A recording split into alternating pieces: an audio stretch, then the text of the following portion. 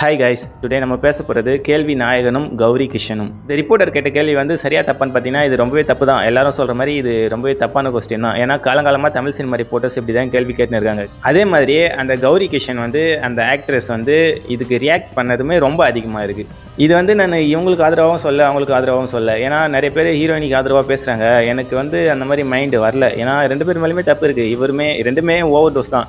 இவருமே அதை கேட்கக்கூடாத கேள்வியை கேட்டு ஓவராக பண்ணுறாரு. அவங்களுமே ஓவராக ரியாக்ஷன் பண்ணிட்டு ஓவராக பண்ணுறாங்க.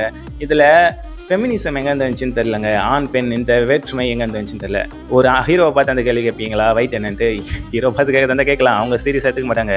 பொண்ணை பார்த்து கேட்குறது தான் இங்கே மேட்ரு. ஸோ என்னுடைய பார்வையில் வந்து இவங்க பண்ணுறத சும்மா காமெடியாக எடுத்துகிட்டு போக வேண்டியதான். நடுநிலைமை தான்.